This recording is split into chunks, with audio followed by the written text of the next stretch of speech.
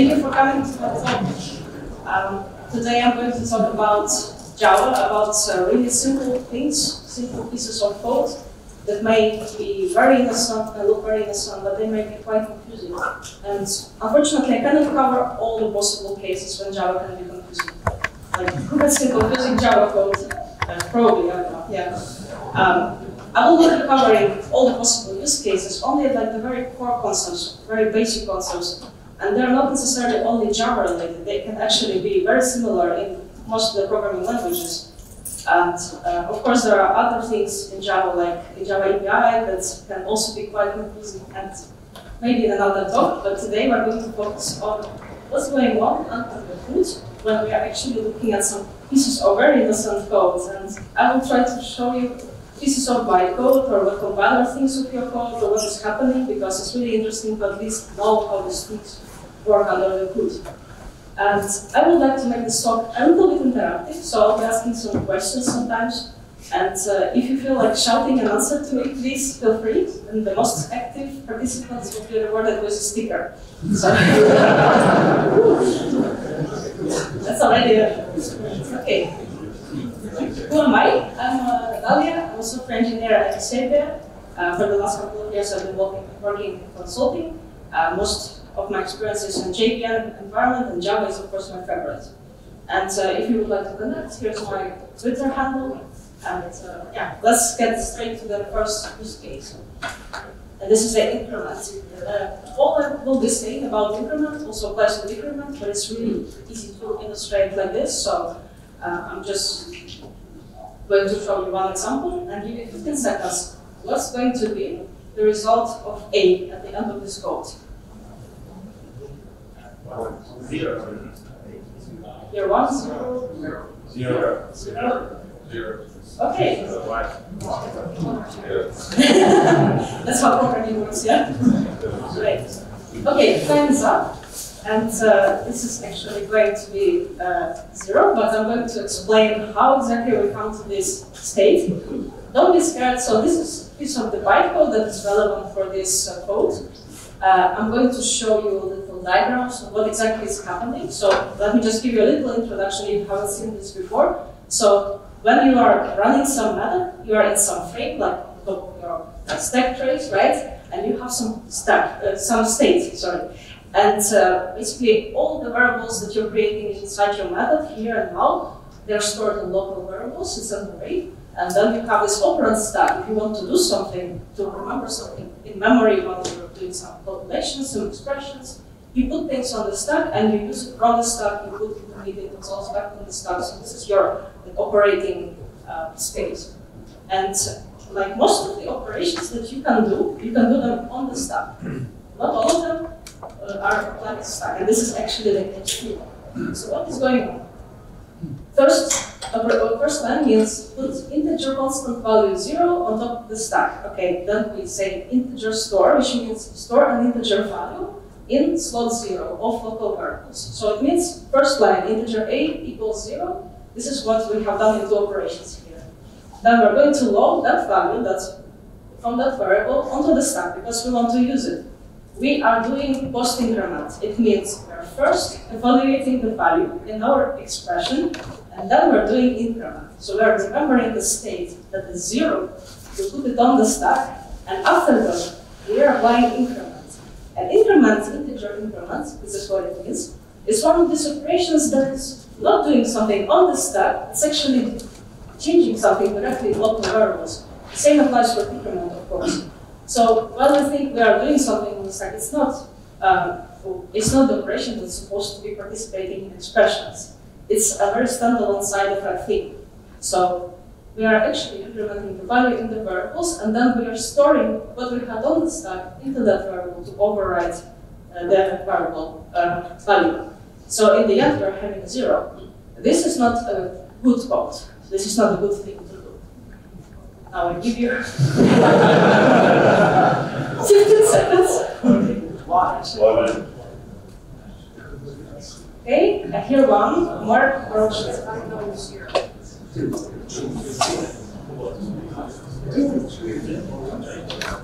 Okay, 3, 2, 1. Oh, sorry, time is up. It's going to be 2. Let's explain how this happens. We're going to follow the same logic, right?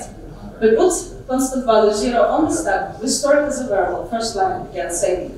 We will load this value back on the stack, and we're doing post increment. So first, because first part of our expression is post increment, so it means we first remember the state, then we increment the value. The second part of the expression, we first increment, and then we evaluate the value that we want to use. So we're first incrementing now, then we're incrementing the actual variable, then we're incrementing it again because we go to pre-increment again, and now we're evaluating the second part, which is actually a 2 at this moment. Now we use integer f, which will take 2 these values from the stack and add them and put the resulting value back on the stack, and we store it in a variable. So the result is 2. So you can think like a compiler. Why would you do this? I can explain. Okay. These examples are not good, but you will be surprised. I found them on Stack Overflow. This kind of pieces of code. Most of them that I will be presenting today, I found somewhere in the internet where people were confused by it. That's why I'm trying to unconfuse people. So, okay. We have this increment thing that is actually a side effect operation. It's not supposed to be used participant of expressions. And you can use a lot of things in expressions. Java allows it, so you can actually assign values to variables as part of your expression. But you don't want to do this because this is very confusing. You're writing code for developers, not for compiler. Compiler will be fine, but developers will not be fine. Yeah, when you are using, as I said, you don't want to assign incremented variable to itself because, well, if you want to use pre-increment, okay, that will probably give you the result you expect, but if you're doing post-increment, you're not going to get what you expect. Let's get on to the next section, and this is the concatenation operator. I'm going to talk about plus. It's not necessarily a concatenation operator in all use cases, as you know. So, what is going to be printed in the console here?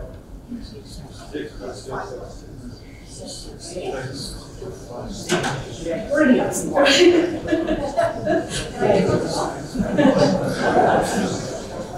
Right? Answers? Okay. Okay. Yeah, most of you got it right. So, this is a piece of bytecode, and it's a boring piece of bytecode because it doesn't do all these operations here on the stack and everything. We have the second line, which is LDC, which is basically meaning constant value onto the stack, and that constant value, we have a hint here that is going to be 6 text 5 1. That is a reference to a constant pool, which is a different section in the bytecode. It's not relevant here. But how do we get this value? Basically, to illustrate this, if we have only one class operation and we want to be a compiler and evaluate what's going to happen, we just can move from left to right. We take 2 participants at a time, 2 operands at a time, and we look at their types. So we have 1 and 5, and these 2 things are both integer. And when you take this one operation at a time, you do not know that there will be a string afterwards. This is how this is always done by compiler. And in the bytecode, if we had this in the bytecode, we would have had the same. We always can do one action at a time.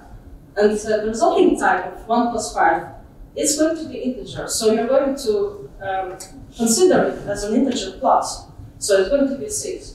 And then we take 2 next operands, and now we have integer and string. But before you can perform certain operation with 2 different types, you need to bring them to the single type.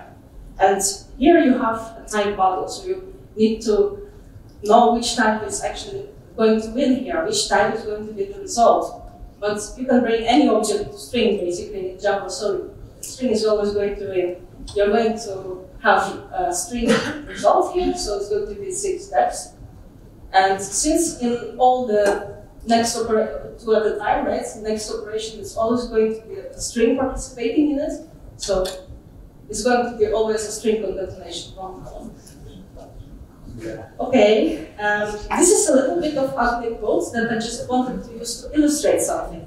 Because you can have some variable that is, for example, not known at compile time. What is going to be the type? It can be here integer or a string, the unknown variable, yeah? If we are trying to compile this code and we put something of unknown type and a string, the compiler will, of course, do the string concatenation because we have this string, we can convert anything to string, right? So compiler will be okay with this code. But if we have this, compiler will complain because, hey, what's this unknown type? I don't know. What should I put in the bytecode? Should I do the string concatenation? Should I do these calculations? What am I going to do? OK, I don't know. I'll complain. So that's what compiler is going to do. So it's an interesting thing to just know. So how do we process the expressions like this? We always take 2 operands at a time. We always think of one operation at hand, right? And we go from left to right to evaluate the string. And of course, string concatenation can be, we can understand now how this will be done, but of course it's a controversial kind of thing. It's not good to use it all the time, and maybe you should use string interpolation mechanisms and things like that. So yeah, but it's just good to, when you see something like that, at least you know what's going on. Okay, next is expressions. And because it's actually what we have discussed, it's also kind of expressions. It's just one operator plus, but let's dig a bit deeper. What's going to be the result of this?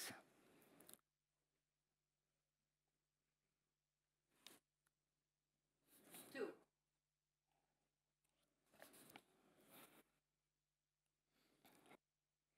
Okay, any more answers? Okay. 1 or 2? Okay, let's take a look. Before we go, it's 1.5 and it's a double. What we have seen, like, why is it actually the case that we don't see any interesting things happening in the bytecode, but we have this constant value? Well, because compiler likes to optimize things. And one of these optimizations that compiler performs is called constant folding, when if compiler sees that constant values are participating in the expression, and compiler can be sure that they're never going to change, which is the case here, compiler will try to optimize, pre-calculate all the values where possible and put the value already in the bytecode, so you don't perform all these operations at runtime, don't interpret all these bytecode instructions. You just have more compact, nicer bytecode. So this is also why in the previous example we saw string was evaluated. Here we have this. This is the answer. Let's not mix the types. First, I will show you a simpler example where it looks the same, just all the integers, right? What is the rule here? We just basically follow rules of math where we have priorities of operations, where we have division and multiplication that go first, plus and minus go after. If you have parentheses, this will be the highest priority, and the more nested the parentheses, you can be able to calculate it the sooner, right? But here we have priority 1 divided by 2 is going to be the first thing that we do. We always take 2 things at a time, right? And 1 divided by 2 integer is going to be 0, okay? Now we have 3 multiplied by 1, 3 divided by 2, 1, because it's integers. We are flooring the value, we're rounding it, like cutting the remainder off, and this is the final result. Okay, now back to our original example. 0 again. Now we have 3.0 multiplied by 1. It's going to be a double value. So when you have 2 different types, you have to bring them to the single type. Which type takes more space? Which type is wider, bigger, double? So we need to bring both of them to double. It will be 3.0 multiplied by 1.0. So it's going to be 3.0. Now, again, here we have 2 different types. And we are going to perform double operation because double is a bigger type, right? It's going to be 1.5. And this is our final result. OK. Bonus. I give you a little hint, OK? If you have the casting like this is from Stack Overflow, don't blame me. If you have a casting like this, you apply it to a single following thing. And single following thing can be either a number or something in parentheses, for example, okay? 5 more seconds. Okay, who said that? Don't be shy, don't be shy. Okay. Let's follow our rules again and try to perform this as a compiler would do. 10 divided by 4? 2. Okay, then we have to apply this, oh, sorry. We have to apply the double cast to a single unit that follows, which was what we calculated just now, so it's becoming 2.0. Now we can actually also apply a cast to integer of the 10.0, because 10.0 is that single unit where we can do the casting. So it's going to be an integer value now. The next operation by priority that we can perform is multiplication, where we have to bring them we have to bring them to the single type again, so it's going to be a double type. Okay, now we can also perform operation next by priority division, so it's going to be 5.0, right? We have a casting to double of this 10, so not 10 divided by 4, but actually 10. It's going to be 10.0. And now all is going to be double results here. This is how we get to 7.5. All right. Sorry for that. How do we pretend we are a compiler? We look, what is the operation that is next by priority? So parentheses. But first would go, obviously, something that can be applied to a single operand, like unary operations. We have parentheses that go first, and then we have multiplication, division, and then we have plus and minus. So we can actually look at this very strange code, and at least we know what is going on, how compiler will evaluate it. And it's always important to take a look at if you have two operands and of two different types, you must bring them to the single type. That's what compiler will always be doing. And you need to see which type is actually going to be stronger here.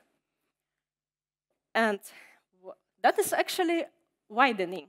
The process of bringing that type to a bigger type is called widening. And if we already started talking about widening, I'm going to show you an interesting thing. What's going to be the result of C? Oh, sorry, the result of this code, maybe.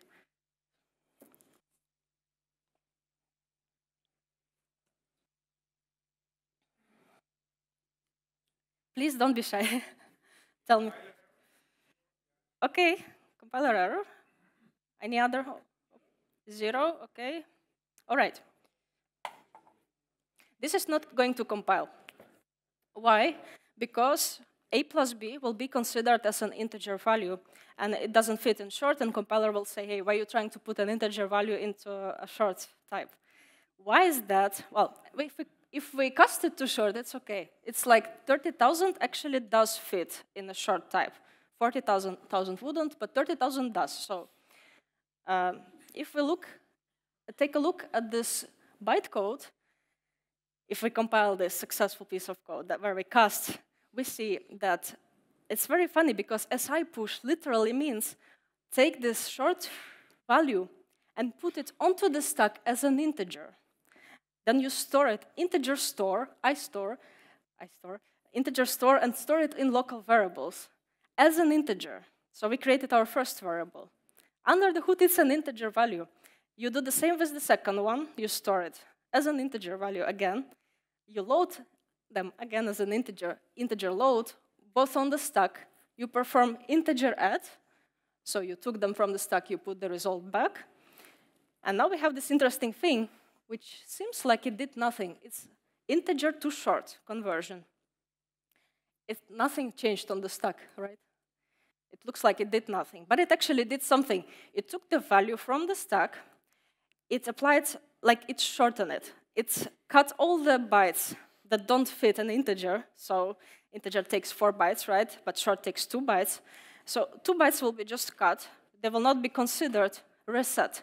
But then it's widened again into an integer type and put back onto the stack. So what we did, we basically enforced the limit of the range onto our value, not more than that. Still under the hood is going to be an integer value. And then we store it as an integer in the local variables. So that's what. So benefits are short. Yeah. Yes. So, well, we might forget, but compiler will not. Compiler will see our code, and compiler knows that it's a short value, and it will enforce compiler errors on us, and it will be complaining if we put something that doesn't fit in a short value. So it's for us for a higher level. Under the hood, it's not very optimized. No, it's not going to be giving us any space benefit, because it's really hard to deal with values under the hood that are smaller than 4 bytes, depending on architecture and all these things. But yeah, so the only thing that it gives us is a higher level enforcement of range that we can put in there.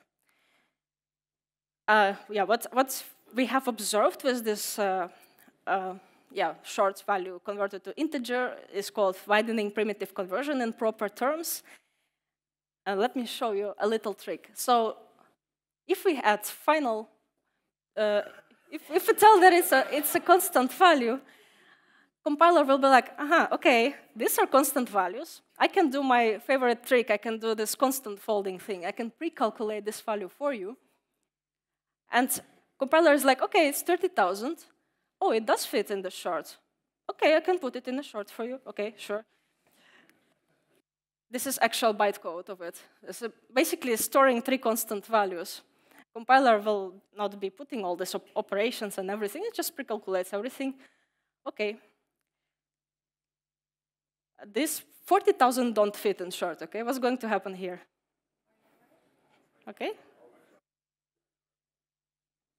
Who said compiler error there? Okay. All right. Yes, that is true. Compiler pre-calculates it. It's like 40K. No, it's not going to fit. Okay. JVM doesn't know under the hood anything about short, byte, char, or Boolean types. And they're all converted to integer. They're yeah, so it's probably, so I heard that if you have array of these types, of these primitive types, there is actually some optimization going on, yes.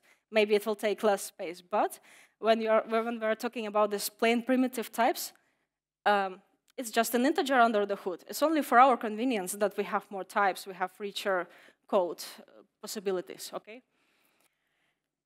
I would like to talk a little bit about unreachable statements now. And what's going to happen here?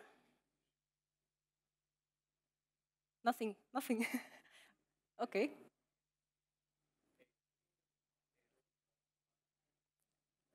Sorry? Okay. So when we have really technically unreachable statements, compiler will not allow us to compile this code. But this is okay. And so unreachable statements are generally not okay for compiler. Anything that you put after return statement is an unreachable statement, for example, right? It's not okay. Compiler will be complaining. And that makes sense. That is very logical. But this case is pretty much the same as that case, but this will compile.